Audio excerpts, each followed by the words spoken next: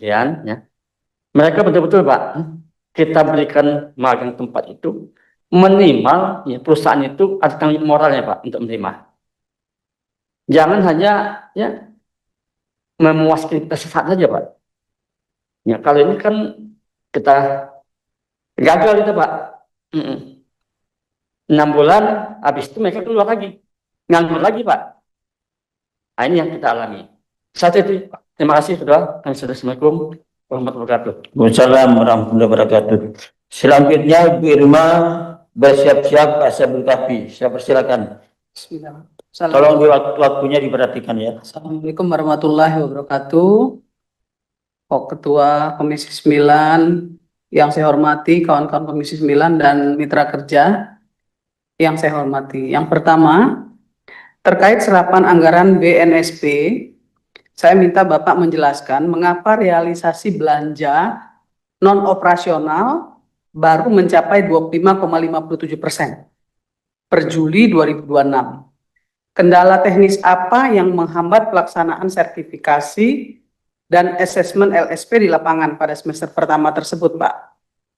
Kemudian, bisa dijelaskan bagaimana persentase angkatan kerja tersertifikasi pada tahun 2026 merosot ke angka 0,48%. Perlu menjadi perhatian khusus, Pak. Apakah ada penurunan kuota subsidi sertifikasi dari pemerintah ataukah LSP di daerah mengalami penurunan kapasitas ujinya? Ini juga menjadi bagian yang harus diperhatikan. Dari evaluasi magang nasional 2025, sebanyak 70% peserta belum mendapat kepastian kerja, 36% tidak ditawari, 34% baru indikasi. Langkah konkret apa yang dilakukan Kemenaker untuk menyalurkan sisa alumni magang ini agar tidak kembali memperpanjang angka pengangguran terbuka? Selama ini kita mendapatkan informasi dari BPS bahwa pengangguran kita turun, sementara PHK banyak, dan sampai hari ini dari semua PHK yang terjadi belum mendapatkan kesempatan kerja kembali.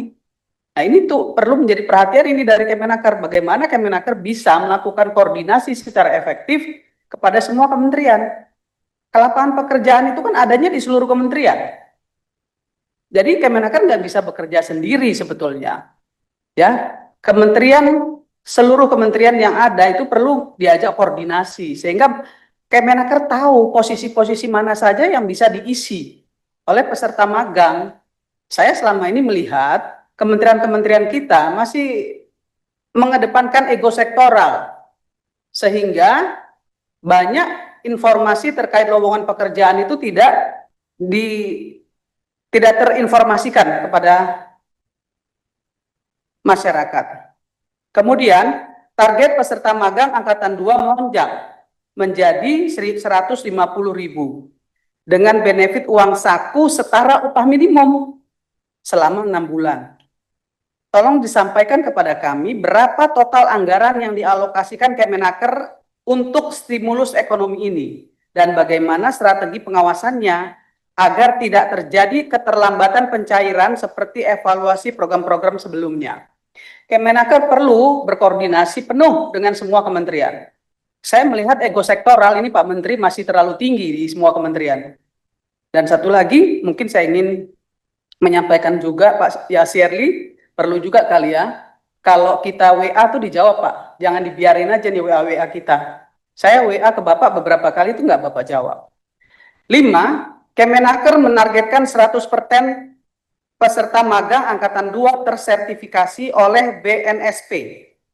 Mengingat saat ini jumlah LSPPI SMK baru 778 dan total TUK terbatas. Bagaimana BNSP memastikan kapasitas uji kompetensi mampu melayani tambahan ratusan ribu peserta dalam waktu singkat. Dalam situasi ekonomi kita yang kita banyak sekali mendapatkan efisiensi, tentu anggaran perlu diperhatikan. Jangan sampai kemudian pencairan juga terlambat, ya, menyebabkan banyak peserta magang juga yang yang mengharapkan uang saku tersebut tapi tidak tersampaikan. Mungkin itu saja yang bisa saya sampaikan. Terima kasih. Saya tutup dengan wallahul muwaffiq ila aqwamit thoriq. Assalamualaikum warahmatullahi wabarakatuh. Waalaikumsalam.